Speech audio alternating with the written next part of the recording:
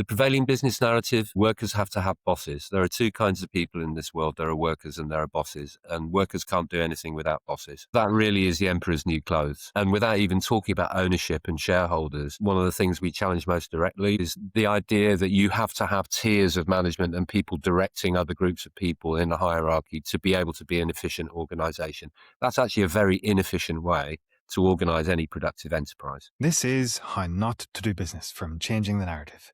I'm Chris King, and this is a show about companies that are breaking convention, refusing to embrace the usual rules of who owns a business, who makes decisions, and who gets paid what. And they're succeeding. Each episode, I talk to the people within these organizations. This week, I'm joined by Cherry Haynes and Siôn Whellens. Cherry is a worker member of Calverts, the East London design and print cooperative. Siôn was a long-standing member and also organises across the wider worker co-op movement. We get into why they're happy to hire people who are sceptical of co-ops rather than the true believers, how Calverts outlived almost every other printer in London by refusing to compete on price, and why they care more about who controls the company than who owns it. Here's Cherry and Siôn.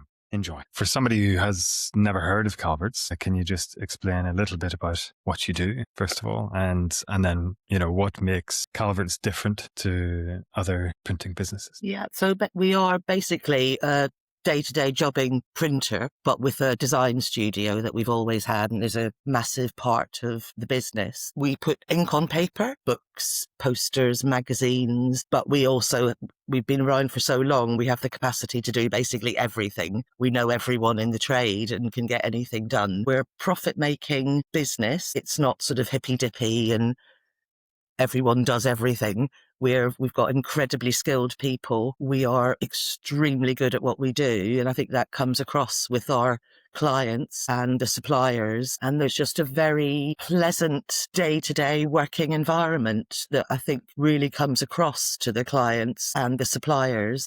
People love to visit us and we just sort of have a good time 80% of the time. It's not utopia, but I think that's one of the main differences, and that really comes across to people who use us. Can you maybe explain a bit about how you function then as a cooperative? What are the different elements that you've integrated into your process? Well, it's a straight up non-hierarchical place, complete pay parity across the board. There's mutual respect amongst us 99.9% of the time.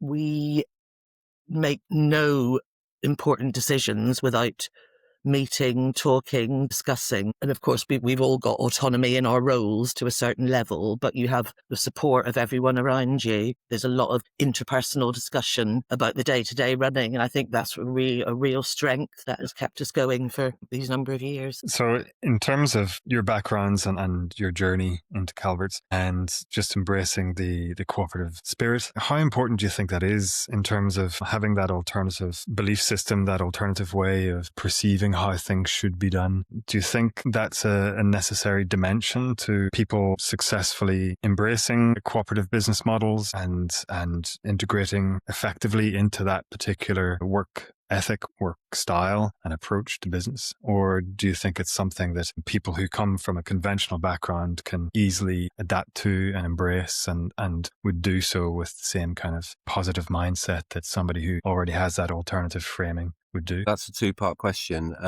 So the first part is, yes, very much so. The overriding ethic is solidarity. So it's working from shared goals and needs, which starts off from the very basic one of decent work. And because it's a very open and transparent and also a very democratic, quite a sophisticated democracy, but nevertheless a through and through democratic process, you find that when you meet challenges together or there are issues internally or externally, you find that there's enormous reservoir of commitment that people just kind of move to going, right, we are going to meet this challenge and we are going to overcome it. And you will not find that in even the best privately owned company. You won't find that kind of solidarity ethic, if you like. And it has been tested very severely at times, and we have got, it has mobilized that.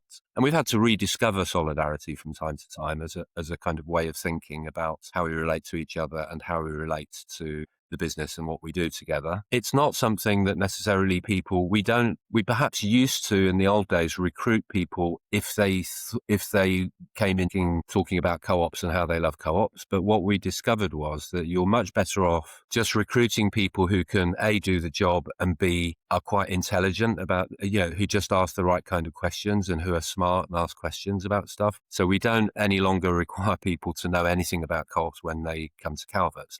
We put it in the job advert, Calverts is a workers' cooperative, and we just wait to see what questions people ask and how they interrogate that. But most importantly, when they come to work in Calverts, how they adapt, how they respond to the culture they're coming into.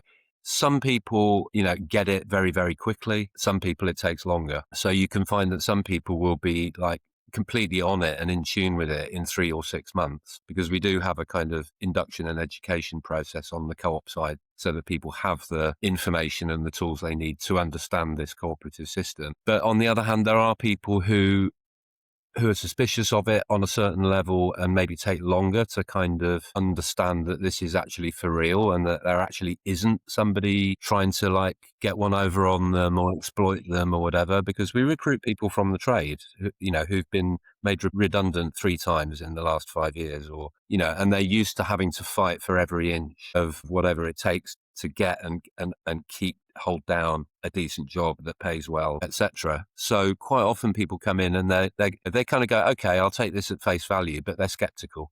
Okay, but skepticism is good. Yeah, and there's also the fact that not everyone wants to be so fully involved on a certain level. They want a boss, and it's difficult for them often to realise that that's them. They are the boss of their own destiny, and that can be quite tricky as well, but can be overcome, definitely. Yeah. People do learn and adapt and change. And I'm sure, as you touched upon earlier, just saying, the cooperative approach is the most advanced means by which a business can be run. If you are recruiting those individuals who are curious, who are questioning things and even, skeptical, that they're interrogating that, and they'll hopefully get to that same conclusion that it's best for everybody, themselves individually and the company as a whole, for this particular approach to business. And you touched upon it there. You're recruiting within the industry, people who've lost jobs. That speaks to how the UK print industry has essentially disappeared. And so what did Calverts do differently that allowed it to survive while others died off? And we've talked quite a bit already about the sort of cooperative culture and cooperative way of organising. So I mean, talking about this, we've seen the printing industry go from being a major industry in London. Clerkenwell, where Calvert started off, was full of print shops. Then the East End was full of print shops. Now there aren't any, or they're really glorified photocopying shops now. We're a proper printing outfit. And to be honest, I'd say that the single thing is being better than anybody else at what we do, right? Just being the best, trying to be the best. And we had to struggle, and it took us a long time to be the best. And then we kind of, in the 90s and maybe the 2000s, it's like we thought we're actually the best. And then nobody else was around and we had no competition.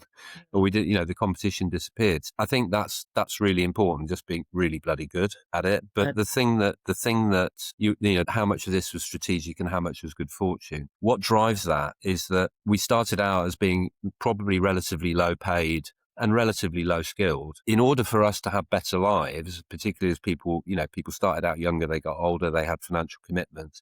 How do you improve your life, improve your income, your conditions, and so forth? There's only one way, which is to make the business more successful, so that we can all earn more, and that means upskilling ourselves and upgrading our products and services, and that's basically was the driver. So you could say what actually turned us into the best printing company in London was being a bunch of workers who needed to improve their situation. Yeah, is the way I'd summarise it. And also a big part of it was, holding your nerve, not becoming desperate, being the cheapest in the land. We made a real decision not to, pile it high, sell it cheap, just hang on in there, and people would recognise, and that seems to have happened. And, also we did get people with incredible skill from the outset, which makes a difference as well. Yeah, I suppose it speaks to another way in which Calverts is bucking the trend, or, breaking convention, not that race to the bottom, and yeah, not just that zero-sum game of trying to just compete on price, but actually trying to be the best and deliver, which is great. And so the culture, how do you feel, because both of you have been with Calverts for a long time, so you'll have seen an evolution in terms of the culture.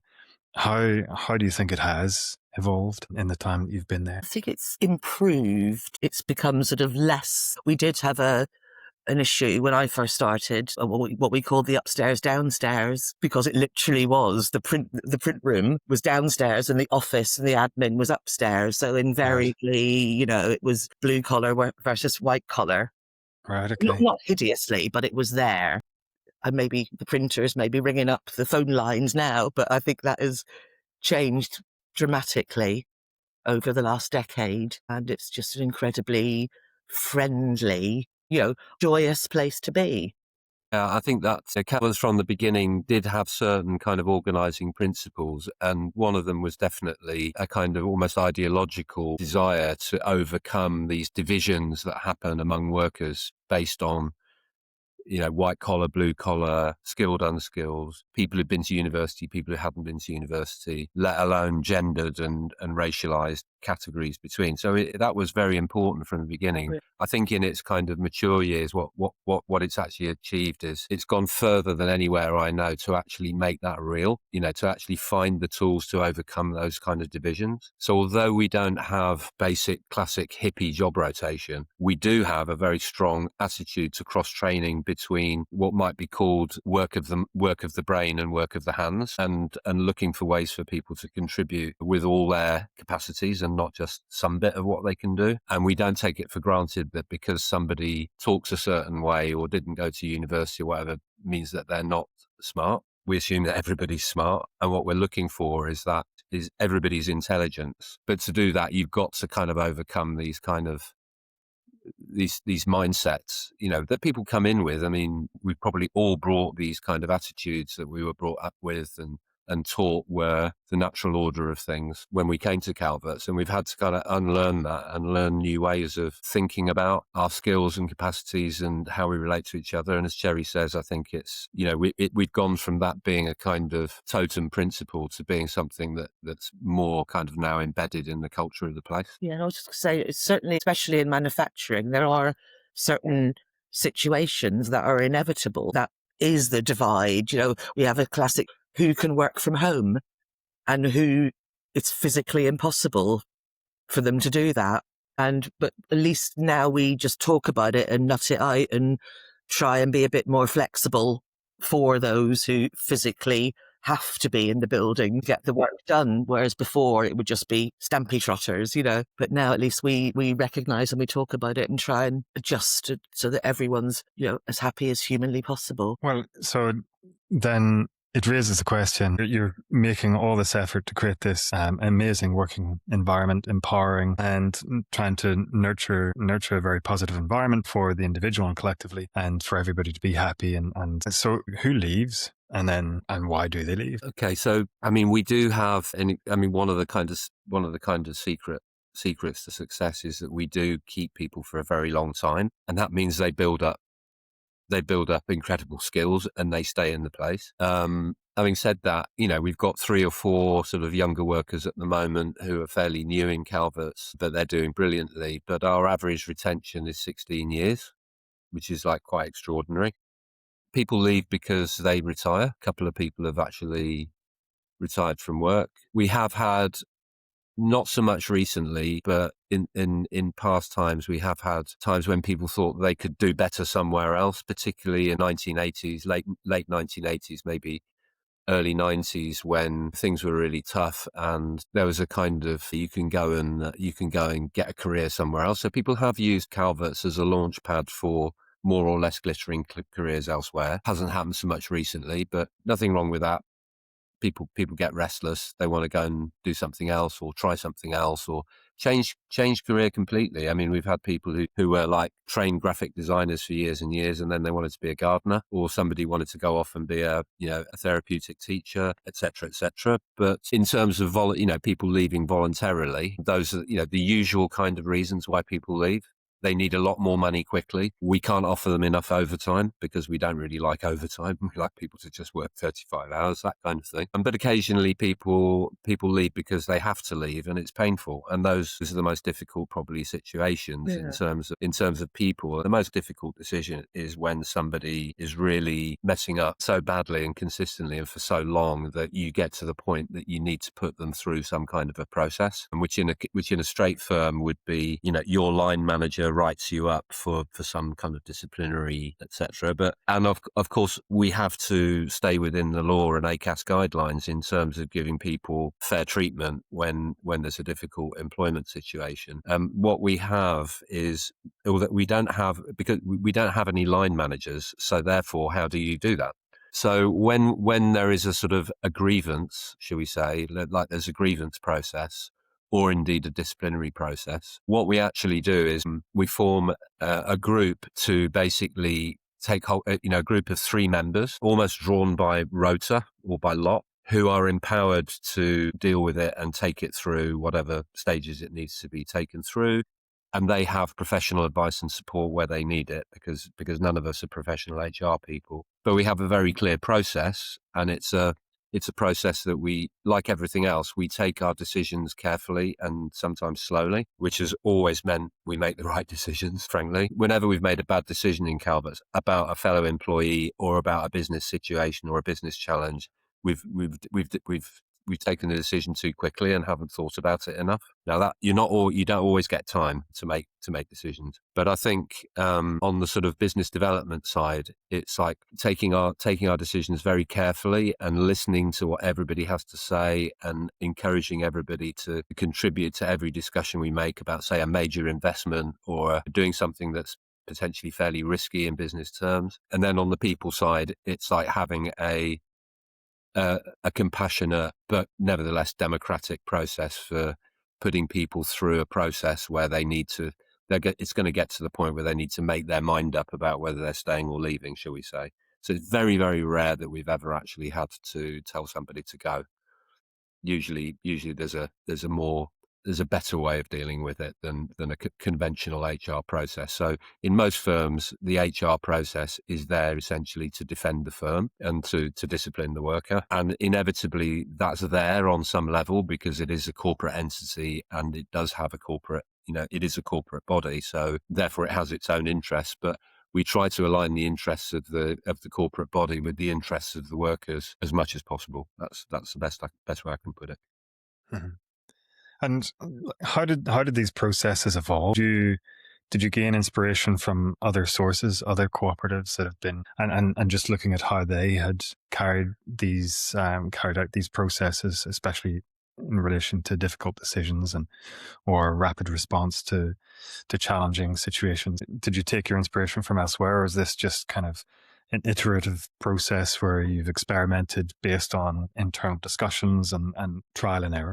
A bit of both. So, fortunately, when they started it, they got a lot of things right very early on. But for instance, our disciplinary and grievance process was okay. But then we looked at how Suma Co-operative was doing it in Yorkshire, and I knew the personnel person up there, and he told me how they did it, and we basically copied their process. Yeah, got that. And another instance was the process by which we turn a new worker into a member of the co-op, because it's not automatic and it's not immediate. And we learned a lot from other cooperatives about their processes, and we changed our process to make it to make it less difficult, kind of, for both parties, because not everybody wants to be a member, for instance. They may be perfectly happy. How do you deal with that if somebody wants to stay in the job but they don't want to be a member? So, we developed some techniques, and definitely there's a lot of co-learning going on from other cooperatives. Yeah, I think the main thing we learned over the years is to not rush into it. So now we have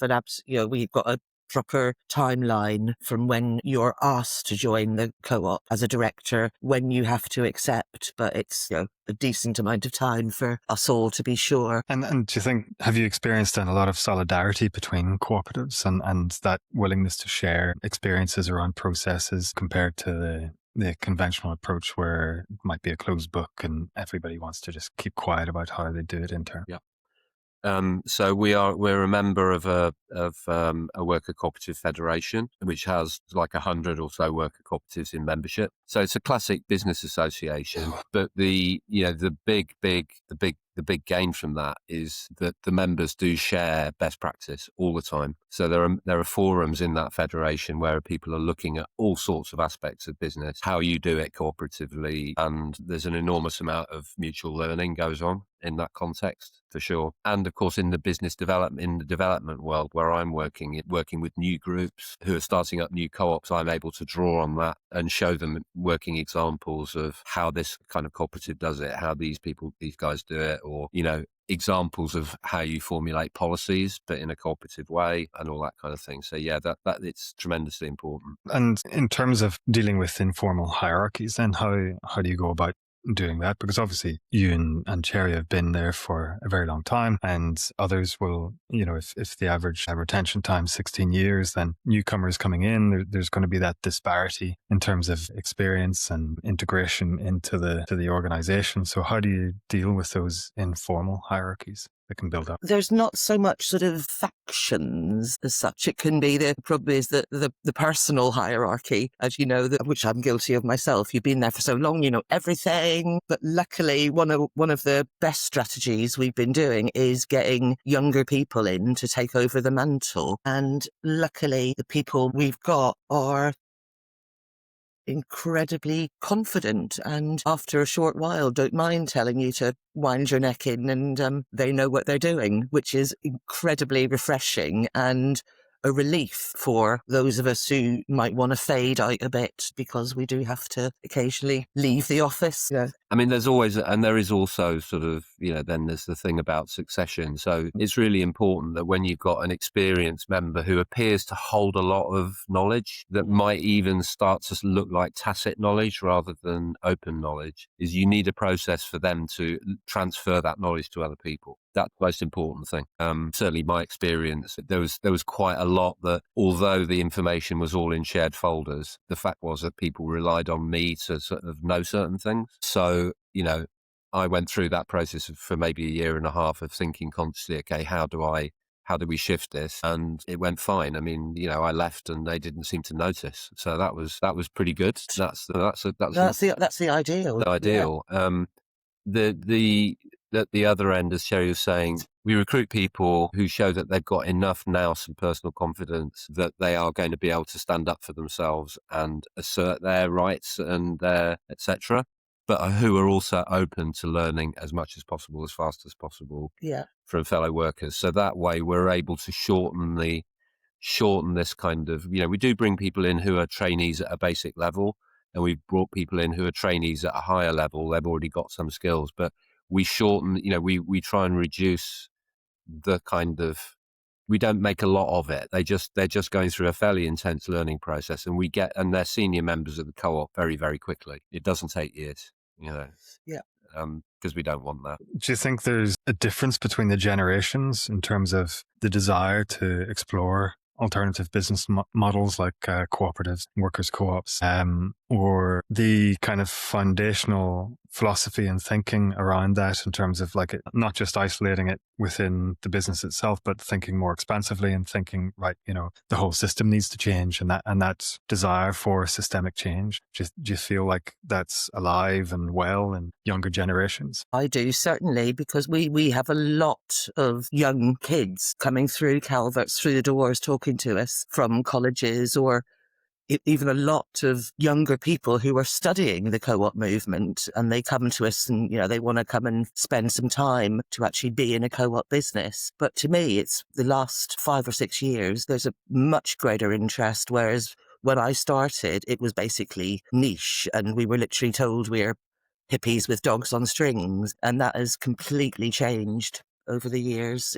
I would say it's much more respected the co-op model now than it ever was, and people know more and are more interested. And I think there's a sort of, I would say, in the era that Calverts started, you would say that perhaps the sort of social and ecological and feminist movement and the anti-racist movement and the anti-imperialist movement used the co-op model to get stuff done for themselves. So Calverts in a way came out of that era when people needed to communicate, they needed to do newspapers, propaganda, they needed to advertise demonstrations. Yeah, these businesses came out of that to some extent. The cooperative thing was kind of taken for granted. It was just cooperative. Yeah, you would do it that way. I think we're potentially in a cycle now where people are rediscovering that link between democratic business or a democratic and solidarity-based enterprise with the really, really urgent needs of our times, which is, climate crisis, rising and catastrophic inequality. And people are going, actually, we're not going to reform our way out of this. There's no shortcut. We are going to have to build a new economy from the bottom up, and we need to do it on different principles. So I think in some ways it's kind of slightly changed. It's like, I would say,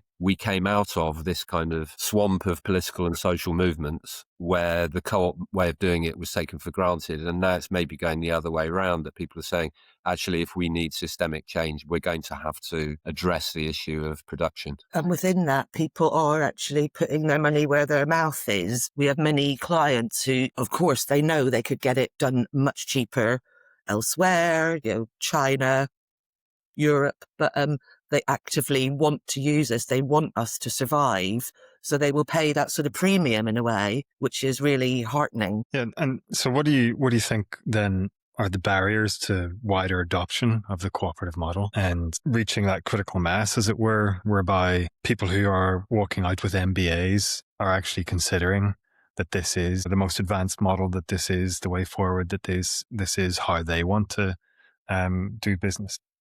Well, I think there are kind of structural reasons. There are structural barriers, and there are kind of ideological and cultural barriers. So the real obvious structural barrier to cooperative enterprise is access to capital, access to money, because particularly workers cooperatives, but in general, workers cooperatives are working class organisations. That is to say, they're generally formed by people who don't have access to pots of investment capital. And you can do an awful lot, as Calverts showed us, with blood, sweat and tears and a bolshy attitude. But actually, you do need money at some point, because we're still in the capitalist system, and in the capitalist system, you need money, particularly for fixed capital and for machinery and things like that. It's been a massive barrier to cooperatives operating in the sort of platform economy space, because it takes an enormous amount of investment to build the kind of infrastructure you need to run a platform or an internet-based business. And generally, we don't have, workers, by definition, we're people without capital. That's what a worker is somebody without capital. You could say that's one definition. So that's a constant problem. And also in worker cooperatives, because cooperatives are fundamentally mutual self-help organizations of people who have, shared needs and wants, whether they're sort of cultural, economic or social, and the benefit of cooperative enterprise is generally to the members of the cooperative. That means we're kind of outside the ideology of social enterprise and community benefit, which means we can't tap into pots of charitable money like the National Lottery Fund or Power to Change or whatever. So I would say that's the major structural issue. The ideological and cultural one is trickier. Because generally people who do MBAs, what they're studying is MBAs are generally about how to make more capital. They're capitalists in framing. So the purpose of, it's so widely and deeply accepted that the purpose of capital is to generate profit. And it's also the other, I would say, an even deeper kind of psychological barrier is this idea that I think we're all quite imbued with, that what makes the world, what makes things tick in this world, what produces everything in this world is capital. It's money, not work, right? Now, I happen to believe the opposite. I believe that capital is essentially manipulative and parasitic. In my mind, capital produces nothing. All it does is it controls, exploits, and mobilizes labor. But actually, everything that we need, all the sort of socially necessary things we need, are all made by, designed by, distributed by workers. It's all wealth comes from work. I still believe. And yet, in my heart, when you go around, you can somehow still fall for this idea that it's actually capital that makes the world go around. But it isn't. I think that's a really deep thing. Another way of expressing that is that people lack confidence, and they lack an understanding of their own potential and capacity to do this in a socially productive and democratic way without this system. So in my kind of observation is when cooperatives and worker cooperatives in particular are on the up and they're doing well and there are more of them and they're getting bigger and stronger, it's when the working class as a whole is on the front foot. So it's not a coincidence that the last really big burst of worker cooperative development was in the 70s, when workers were earning better wages left, right and centre, getting better conditions, were organising in unions and so forth, and things seem to be going our way as workers. Mm-hmm. And then conversely, when times were really tough for worker cooperatives, like the 1990s, was at a time when workers more widely were getting beaten back, and union rights and organising rights were being removed through legislation. New technologies were being used to widen inequality, as they are again today. Actually, of course, the latest battle is AI. It's yet a potentially liberatory technology that looks like, depending on who's got hold of it, who controls it, is going to be used to reduce wages, essentially. And that carries with it a contradiction for capitalism, but nevertheless, we're in a fight. So I'd say structural, the very obvious one is that we don't have access to capital. Ideological and cultural, the belief in capitalism itself and the belief that money makes the world go around.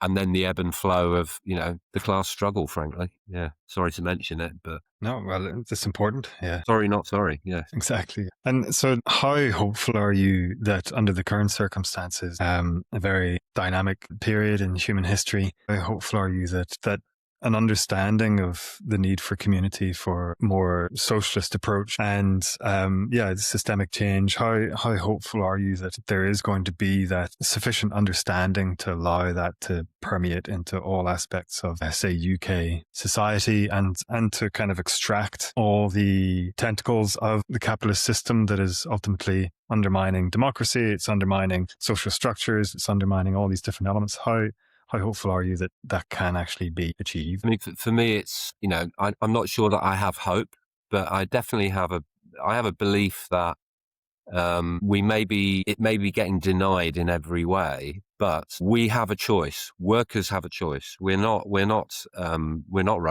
We're not slaves. We're human beings. We can understand our situation, and we can organise to meet our shared needs. Workers and communities can do that. We can do that. So it's everywhere already. There are so many practical living examples of how inside or outside the money system, inside and outside the enterprise system, people are organised communally, organised socially, organised politically. And it's very important to just remember that,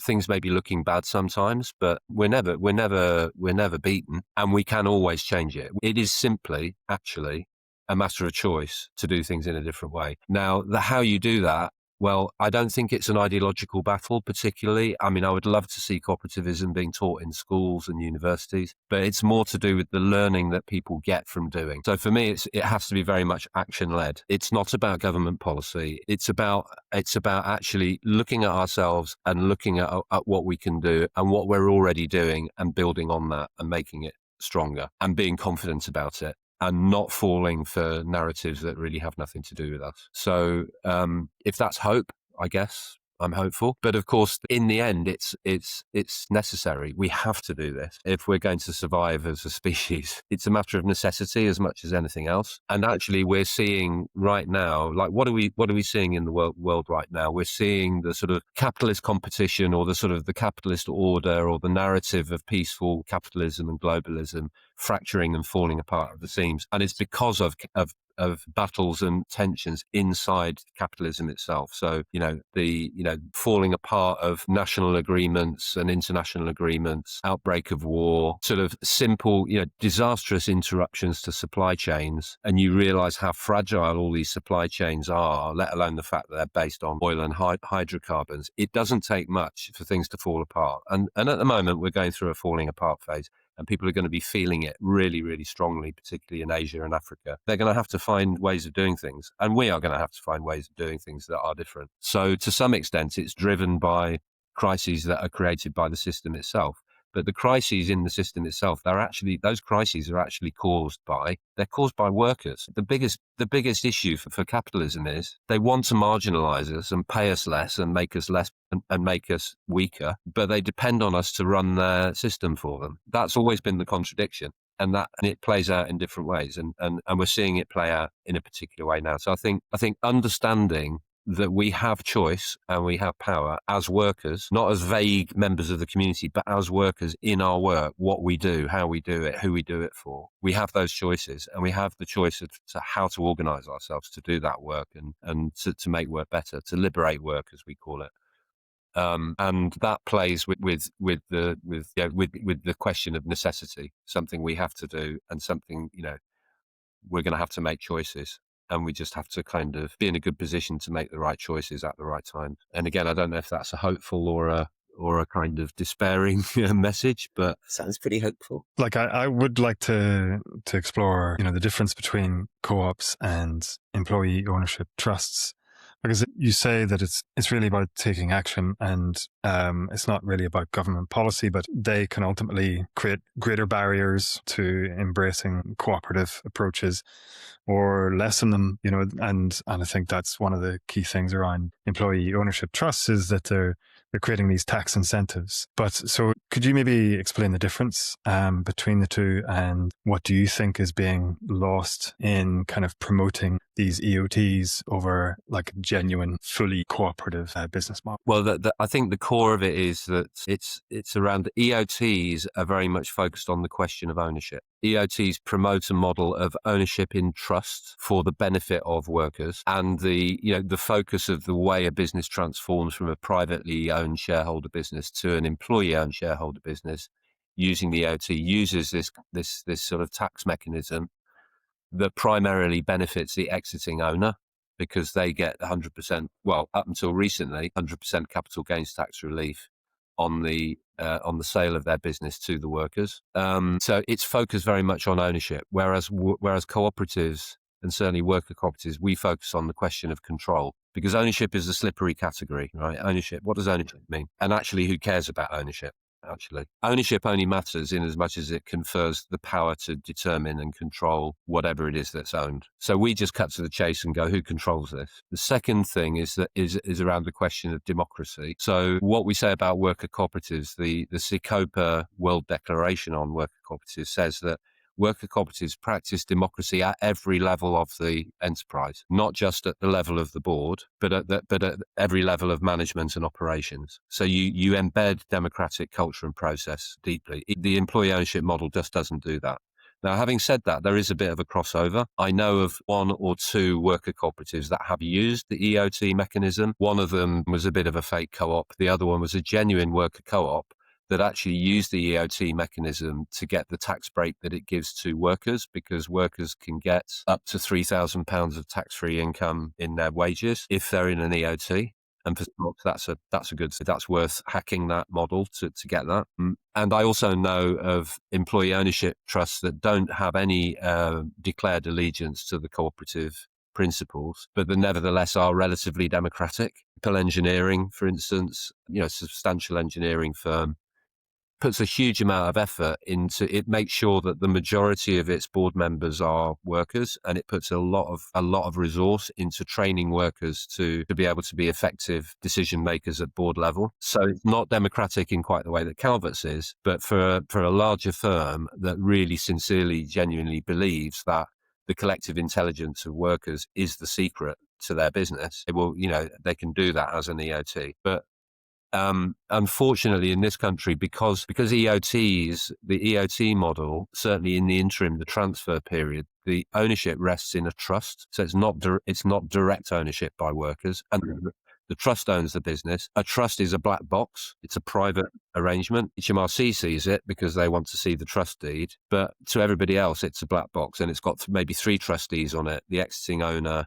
1 worker, and 1 independent person. I mean, we have discovered that actually you can hack the EOT model for cooperatives, because you could make the worker co-op assembly, the general meeting of the worker co-op, trustee of the business. So it can be done. Right.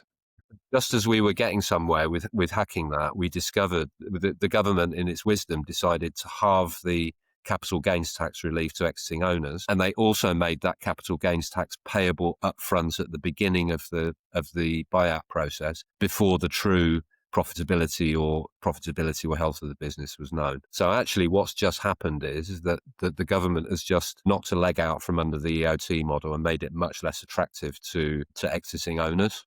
Right. Okay. And in the process of fuck around and find out to see whether it's still of interest to us. But there's also more than a suspicion that business owners were just using the EOT model as basically a tax dodge. Right. Frank, that's and therefore we were seeing a steady flow of conversions of businesses to EOTs. But I would bet, without being able to do a deep dive on all of them, I bet you'd find half of them don't really have an ounce of democracy in them. And, make some, it's like the classic ones I've come across was where the workers were told one morning that as of today, you are the owners of this business. They were not aware of the entire buyout process. They weren't aware of the EOT transfer, and the old managers stay in place. Right.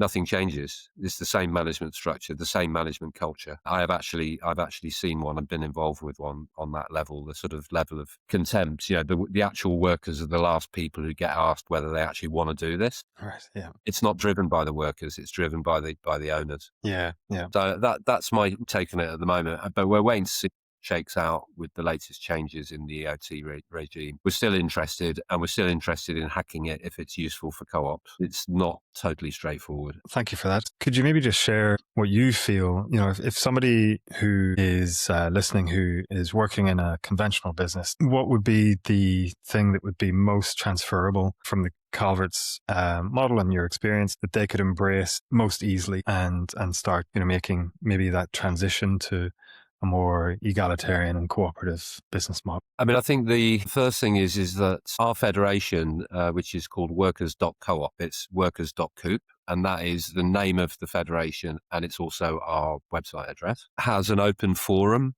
and it's got its website and its resources are actually very open and publicly shared. And that includes case studies, how-tos, manifestos, explainers. And then also it has a forum, which is for members, but also for anybody who's interested in the worker cooperative way of doing things. And that's forum.workers.coop. And that's an open forum. So people can come in, ask questions, see what people are talking about. But I think to understand that there are people out there who will be only too happy to talk to you about what you're thinking, whatever stage you're at, whatever you're thinking about your situation, there are people out there who will be happy to talk to you and take you through it. This is what we want to do.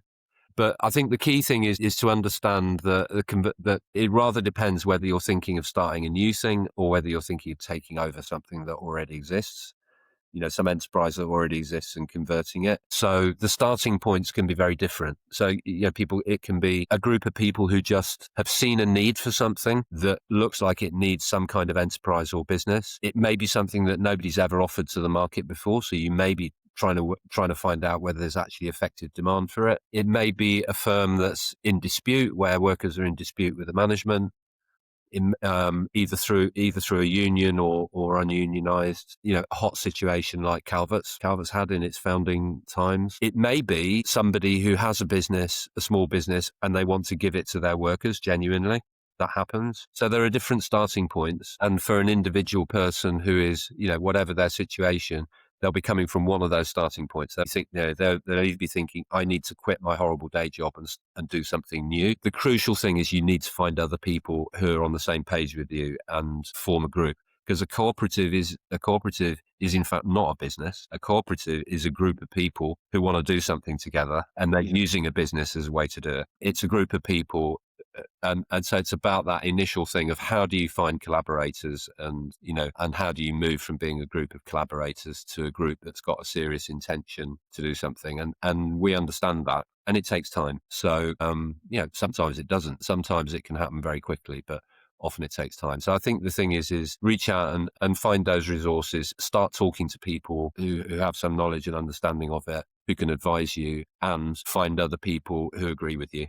Maybe your fellow workers, or it may be going out there and just finding, saying, I think there's a need for this in our neighborhood, and I think it could fly. Who likes the idea? Who wants to meet me and talk about it, and start from there. Well, so to wrap up, what prevailing narrative about business does Calverts' existence most directly challenge? I mean, I think it comes back to something we've touched on, which is that the prevailing business narrative. Workers have to have bosses. There are two kinds of people in this world. There are workers and there are bosses, and workers can't do anything without bosses. I mean, that's number one. It's got to be, because that really is the emperor's new clothes. And without even talking about ownership and shareholders, it's the role of management, I think, is one of the things we challenge most directly, which is that, the idea that you have to have tiers of management and people directing other groups of people in a hierarchy to be able to be an efficient organization. That's actually a very inefficient way to organize any productive enterprise, because actually the role of managers in most organizations is at least 60% disciplinary. It's just keeping people in their place. And it's actually terribly inefficient. And it's even more inefficient when managers are making decisions, business decisions, on behalf of. Managers make terrible decisions. Managers make value-destroying, business-destroying decisions every day.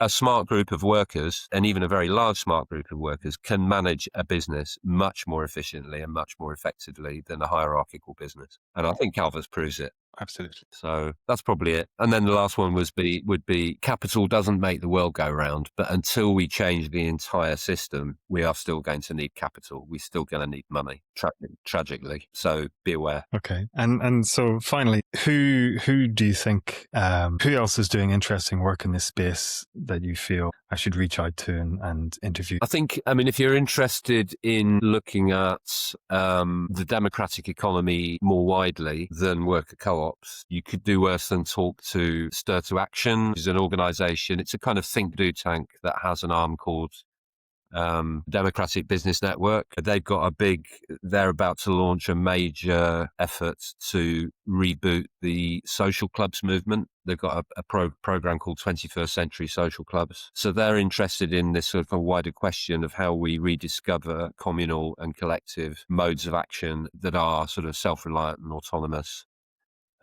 beyond productive enterprises. They're looking at all sorts of different types of democratic, community-based organising traditions, and thinking about how we can, reboot and turbocharge them, if you like. So that's quite an interesting group to talk to. The worker co-op federation itself, there are some very interesting worker co-ops in the tech space who are working in tech for good, who are looking, people are, a lot of the time, who've come out of, big tech corporations as developers, as coders, as tech builders, who've come out of it and formed cooperative tech enterprises. And they're working very hard about, because obviously tech is the fourth industrial revolution. And in any industrial revolution, there's always a choice about who controls this new tech and what's this new tech for. And there are people working in that space in very interesting ways on open source and non-proprietary software, developing technology solutions that don't sell our data to the highest bidder, who are thinking about large language models and AI and uses of. And they have their own forum, which is called coops.tech. So it's forum.coops.tech. And again, I could introduce you, or you could introduce yourself in the forum there as who pops up. I could probably come up with some interesting names for you to talk to. Thank you. Yeah, that's great. Well, thank you so much, both of you, for taking the time to speak to me. I really appreciate it. And it's inspiring. And it generates hope within me that if more people do embrace the cooperative approach, and that change can occur, and that we can create a better world for more people. Yeah. The way I put it is if we can change things and start doing things, then more people will discover the cooperative approach is the only way of doing it. I'm nitpicking, but thanks for that. I hope you enjoyed this episode. Details of what Cherry and Siôn and I discussed are in the show notes, and you'll find this episode and the full archive at content.changingthenarrative.media, or click the link in the podcast description where you can also become a member and sign up for the newsletter. Please share, comment, and subscribe wherever you listen to this podcast so more people can learn about the alternative ways we can do business. If you would like to support the podcast and changing the narrative, then please consider becoming a paying member. New episodes of How Not to Do Business are available every second Tuesday. Thanks for listening.